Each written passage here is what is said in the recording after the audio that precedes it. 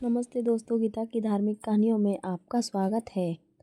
भगवान शिव कहते हैं, इन संकेतों से पता चलता है मनुष्य का पुनर्जन्म हुआ है। इन संकेतों से पता चलता है कि मनुष्य का पुनर्जन्म हुआ है। भगवान शिव ने नारद जी को उन महत्वपूर्ण रहस्यों के विषय में बताया है जिससे यह पता चलता है कि मनुष्य पिछले जन्म में कौन था तथा उसने पिछले जन्म में पाप कर्म किए थे या पुण्य कर्म किए थे। तो चलिए जानते हैं इन रहस्यों के बारे में। एक समय की बात है, भगवान शिव कैलाश पर्वत पर विराजमान थे। तभी नारद जी अपनी दिव्य वीणा के साथ भगवान शिव के पास पधारते हैं। नारद जी के मुख से मुखमंडल पर एक दिव्य आभा थी और उनका हृदय भगवान शिव के दर्शन से पुलकित हो रहा था। नारद जी को देखकर भगवान शिव कहते हैं, पधारिए देवर्षि नारद, आज आपका कैलाश पर किस प्रयोजन से आना हुआ। नारद जी ने भगवान शिव को प्रणाम करते हुए कहा, प्रभु आप ही इस संसार के संचालक हैं। आपकी माया अपार है और आपने संसार को कर्म बंधन में बांध रखा है। लेकिन प्रभु, आज मैं आपके पास एक शंका लेकर आया हूँ। यदि आप आज्ञा दें तो कहता हूँ। भगवान शिव बोले, हे नारद, आपकी जो भी शंका हो निसंकोच होकर पूछिए। आपकी हर शंका का समाधान मैं अवश्य करूँगा। तब नारद जी कहते हैं, हे प्रभु, मनुष्य का जन्म होता है और फिर उसकी मृत्यु होती है। तत्पश्चात फिर उसका पुनर्जन्म भी होता है। प्रभु, मैं आपसे यह जानना चाहता हूँ कि जब मनुष्य का पुनर्जन्म होता है तो उस मनुष्य को अपने पिछले जन्म के पाप और पुण्य कर्मों का फल प्राप्त होता है। लेकिन वह मनुष्य कैसे पता करे कि उसने पिछले जन्म में क्या क्या पाप किए थे। वह अपने पापों के लिए प्रायश्चित कैसे कर सकेगा यदि उसे पता ही ना हो कि उसने पूर्व जन्म में कौन से पाप किए हैं। कृपया आप मुझे यह बताइए कि मनुष्य को कैसे पता चल सकता है कि उसका पूर्व जन्म कैसा था। भगवान शिव ने मुस्कुराते हुए कहा, हे देवर्षि नारद, आज आपने जगत कल्याण के लिए बड़ा ही उत्तम प्रश्न किया है। आप सत्य कहते हैं, पुनर्जन्म का रहस्य अत्यंत सूक्ष्म और महत्वपूर्ण होता है। मनुष्य को उसके पूर्व जन्म का पता उसके शरीर पर स्थित चिन्ह, उसके स्वप्न और उसके विचार आदि के द्वारा चल सकता है। आगे भगवान शिव कहते हैं, हे देवर्षि नारद, उन चिन्हों और लक्षणों के बारे में बताने से पूर्व में आपको एक प्राचीन कथा सुनाता हूँ। इस कथा को सुनकर आपको आपके सभी प्रश्नों के उत्तर मिल जाएंगे और कथा को पूरा सुनने वालों पर मेरी विशेष कृपा होगी तथा उनके सभी पाप कर्म नष्ट हो जाएंगे। अंत में उन्हें मेरे शरण की प्राप्ति होगी। इसलिए हे नारद, आप इस कथा को ध्यान से पूरा सुनिएगा। इसे आधा अधूरा छोड़कर जाने की गलती मत करिएगा। शिव जी की बात सुनकर नारद जी कहते हैं, हे प्रभु, यह तो मेरा परम सौभाग्य है जो यह कथा मैं आपके मुख से सुन रहा हूँ। आपके मुख से कथा सुनने मात्र ही कोटि कोटि पाप नष्ट हो जाते हैं। इसलिए हे प्रभु, कृपया आप मुझे वह कथा सुनाइए। मैं इस कथा को ध्यान से पूरा सुनूंगा और इसका प्रचार करूंगा। भगवान शिव मुस्कुराते हुए कहते हैं, ठीक है देवर्षि नारद, चलिए अब मैं आपको वह कथा सुनाता हूँ। भगवान शिव कहते हैं, हे नारद, बहुत समय पहले एक विशाल और समृद्ध राज्य में राजा सुरेंद्र प्रताप का शासन था। राजा सुरेंद्र प्रताप धर्म परायण, न्यायप्रिय और अपने प्रजाजनों के कल्याण के प्रति समर्पित थे। उनके 5 पुत्र थे जिनका नाम था आयुष्मान, आदित्य, वैभव, सूर्यांश और शुभांकर। ये सभी पुत्र युवा, योग्य और गुड्डी थे, लेकिन उनके जीवन में कुछ अजीब और भयावह घटनाएं घटने लगीं जो राजा को अत्यंत चिंतित कर गईं। एक दिन वे 5 पुत्र अपने पिता के पास एक एक करके आते हैं। सबसे पहले आयुष्मान अपने पिता के पास आया और बोला, पिताजी, मुझे हर रात एक ही सपना आता है कि मैं एक युद्ध भूमि में खड़ा होता हूँ और हर बार मेरी मृत्यु हो जाती है। मैं इस सपने में बहुत परेशान हूँ। उसके बाद आदित्य भी अपने पिता से मिलने आया और आदित्य ने कहा, पिताश्री, जब मैं भी पर्वतों पर शिकार के लिए जाता हूँ तो मुझे ऐसा महसूस होता है कि मैं वहाँ से गिर जाऊँगा। यह भय मुझे हर पल सताता रहता है। आदित्य के बाद वैभव अपने पिता से मिलने आया और वैभव ने अपने पिता से कहा, हे पिताश्री, मैं जल से अत्यधिक भयभीत हूँ। मुझे नदी, तालाब या समुद्र के पास जाने में भी डर लगता है। यह डर मेरे जीवन को बुरी तरह प्रभावित कर रहा है। फिर सूर्यांश भी अपने पिता के पास आया और उसने बताया कि हे पिताश्री, मुझे आग से गहरा भय है। ऐसा लगता है कि मैं किसी भी समय जल जाऊंगा। हालांकि मेरे जीवन में ऐसा कुछ कभी नहीं हुआ जिससे मुझे आग से डर लगना चाहिए। अंत में सबसे छोटे बेटे ने आकर अपने पिता से कहा, हे पिताश्री, मैं अक्सर ऐसे अनुभव करता हूँ जैसे मैं किसी अनजानी जगह पर पहले भी आ चुका हूँ। यह अनुभूति मेरे मन को विचलित कर देती है। राजा सुरेंद्र प्रताप इन घटनाओं से अत्यधिक चिंतित होकर और उन्होंने राज्य के सभी विद्वानों, ज्योतिषों और चिकित्सकों से परामर्श किया, लेकिन कोई समाधान नहीं मिला। फिर एक दिन राज्य में महान विद्वान ऋषि वशिष्ठ जी पधारे।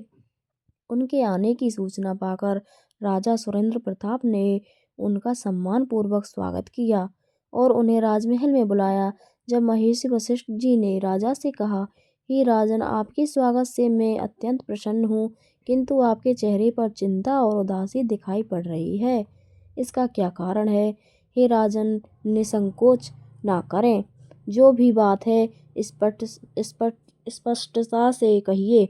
तब राजा ने ऋषि वशिष्ठ जी को अपने पुत्रों की अजीब घटनाओं के बारे में विस्तार से बताया। ऋषि वशिष्ठ जी ने ध्यान मग्न होकर मनन किया और फिर गंभीर स्वर में बोले, हे राजन, आपके पुत्रों की यह समस्याएं उनके पूर्व जन्मों से जुड़ी हुई हैं। प्रत्येक पुत्र का जीवन उसके पूर्व जन्म के कर्मों का परिणाम है। मैं आपको उनके पूर्व जन्मों के बारे में बताता हूँ। ऋषि वशिष्ठ जी ने सबसे पहले आयुष्मान की ओर देखा और कहा, आयुष्मान, तुम्हारा पूर्व जन्म में सूर्य केतु नाम था। तुम एक महान योद्धा थे और मगध के राजकुमार थे। तुम्हारी वीरता के चर्चे दूर दूर तक फैले थे, लेकिन एक दुष्ट राजा ने छल से तुम्हारी हत्या कर दी थी। युद्ध भूमि में तुम्हारी मृत्यु हुई थी, इसलिए आज भी तुम्हें हर रात युद्ध भूमि में मरने का सपना आता है। आयुष्मान ने सिर झुकाकर कहा, हे ऋषिवर, क्या इसका कोई समाधान है? ऋषि वशिष्ठ जी ने उत्तर दिया, हे पुत्र, तुम्हें अपनी वीरता के गुण को पुनः जागृत करना होगा। किसी बड़े यज्ञ का आयोजन कर उसमें अपनी वीरता का प्रदर्शन करो। इससे तुम्हारी आत्मा को शांति मिलेगी। इसके बाद ऋषि वशिष्ठ जी ने आदित्य की ओर मुड़ते हुए कहा, हे पुत्र, तुम्हारा पूर्व जन्म में धीरज नाम था। तुम एक कुशल शिकारी थे और हिमालय के पर्वतों पर शिकार किया करते थे। एक दिन तुम शिकार करते समय पर्वत से गिरकर अपनी जान गंवा बैठे। यही कारण है कि आज तुम्हें ऊंचाइयों से डर लगता है। आदित्य ने चिंता व्यक्त करते हुए कहा, ऋषिवर, मैं इस भय से कैसे मुक्ति पा सकता हूँ? ऋषि वशिष्ठ ने कहा, पुत्र, तुम्हें पर्वतों पर तपस्या करनी होगी।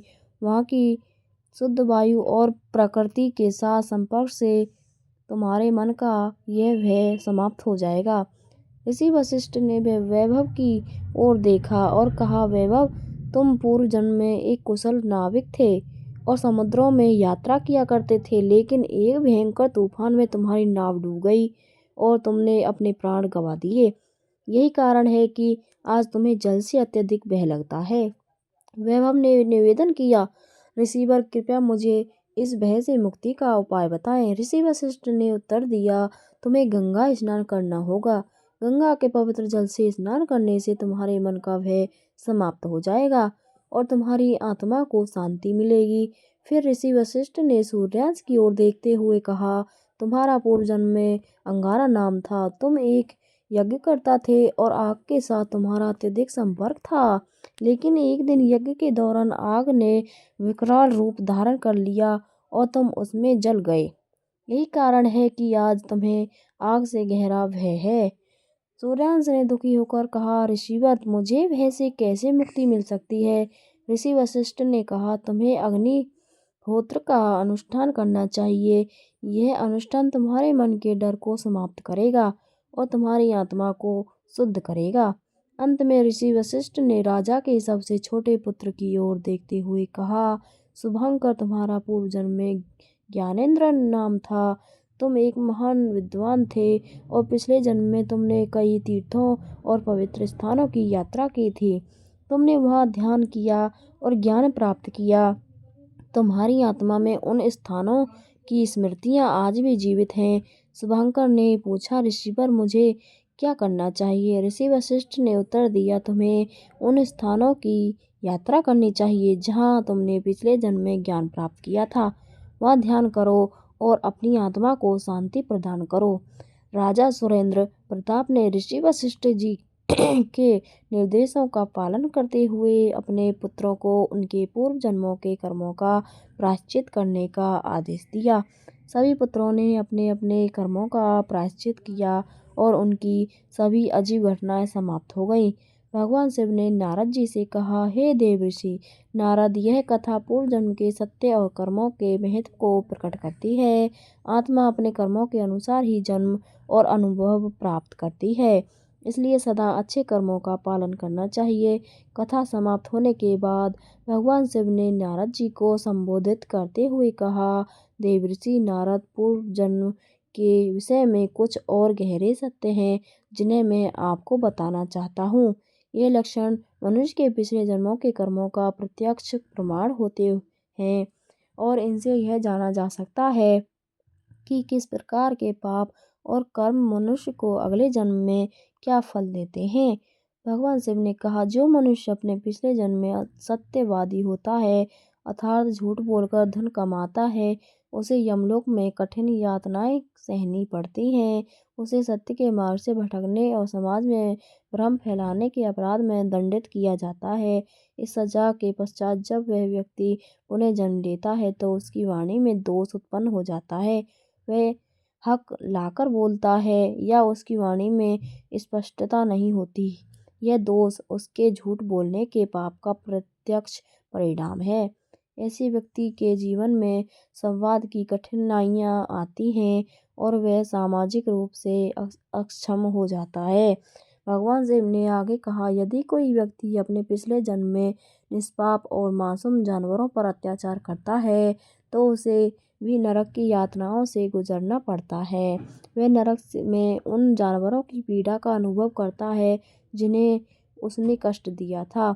जब वह व्यक्ति पुनः जन्म लेता है तो उसकी वाणी को शक्ति नहीं मिलती और वह गूंगा पैदा होता है। यह लक्षण उसके पूर्व जन्म की निर्दयता और हिंसा के परिणाम स्वरूप प्रकट होता है। उसकी आत्मा में जो दोष उत्पन्न होता है वह इस जन्म में गूंगेपन के रूप में प्रकट होता है। भगवान ने गंभीर स्वर में कहा, जो व्यक्ति अपने पूर्व जन्म में अकारण किसी की हत्या करता है वह भी नरक की भयानक यातनाओं का सामना करता है। नरक में उसे दर्द और पीड़ा का अनुभव कराया जाता है जो उसने हत्या के द्वारा दूसरों को दिया था। जब वह व्यक्ति पुनः जन्म लेता है तो उसे कोढ़ जैसे गंभीर रोग से ग्रसित शरीर प्राप्त होता है। कोढ़ का रोग उस व्यक्ति के शरीर को विकृत कर देता है और वह समाज से तिरस्कृत होता है। यह रोग उसके पाप का प्रत्यक्ष परिणाम है और यह उसे जीवन भर कष्ट देता है। भगवान शिव ने आगे बताया, जो व्यक्ति पिछले जन्म में शराब का अत्यधिक सेवन करता है उसे यमलोक में भीषण कष्टों से गुजरना पड़ता है। उसके शरीर को गर्म लोहा पिघलाकर पीने के लिए दिया जाता है और उसकी आत्मा को इस प्रकार की अत्यंत दर्दनाक यातनाओं का सामना करना पड़ता है। जब वह व्यक्ति पुनः जन्म लेता है तो उसके दांत टेढ़े मेढ़े काले और खराब हो जाते हैं। उसे दांतों से संबंधित रोग लग जाते हैं जो उसके पूर्व जन्म के पाप का परिणाम होते हैं। इस लक्षण से उसे बार बार दंत चिकित्सा की आवश्यकता होती है और उसका चेहरा भी विकृत हो सकता है। भगवान शिव ने कहा, जो व्यक्ति अपने पिछले जन्म में धन या स्वर्ण की चोरी करता है उसे भी यमलोक में सजा मिलती है। उसका मन स्वर्ण और धन की लालसा से ग्रसित होता है और वह इस पाप के कारण नरक में भी अत्यधिक पीड़ा सहता है। जब वह पुनः जन्म लेता है तो उसके नाखून टेढ़े मेढ़े विकृत और भद्दे हो जाते हैं। उसके नाखूनों की यह विकृति उसके पूर्व जन्म के पाप का प्रतीक होती है। इस लक्षण के कारण वह समाज में तिरस्कृत होता है और उसका आत्मविश्वास भी कमजोर हो जाता है। भगवान शिव ने गंभीरता से कहा, हे नारद, जो व्यक्ति अपने पिछले जन्म में गुरु का अपमान करता है या गुरु की पत्नी के साथ बुरा करता है, अत्यंत पापी होता है। ऐसे व्यक्ति को नरक में कठोर दंड दिया जाता है। उसे चर्म रोगों का सामना करना पड़ता है, जिससे उसकी त्वचा में विकृति आ जाती है। जब वह पुनः जन्म लेता है तो उसे चर्म रोग से पीड़ित शरीर प्राप्त होता है। उसकी त्वचा में विभिन्न प्रकार के विकार उत्पन्न होते हैं और वह जीवन भर इस रोग से पीड़ित रहता है। यह उसके गुरु के प्रति किए गए पाप का परिणाम है। भगवान शिव ने बताया, जो व्यक्ति अपने पिछले जन्म में दान धर्म का पालन नहीं करता, वह इस जन्म में अत्यंत दरिद्र बनता है। वह नरक में दरिद्रता की यातनाएं को सहता है और भिक्षा मांगकर जीवन यापन करना पड़ता है। जब वह पुनः जन्म लेता है तो उसकी आर्थिक स्थिति अत्यंत कमजोर होती है। उसे भिक्षा मांगनी पड़ती है और उसका जीवन अत्यंत कठिनाइयों से भरा होता है। यह दरिद्रता उसके दान धर्म के अभाव का प्रतिफल है।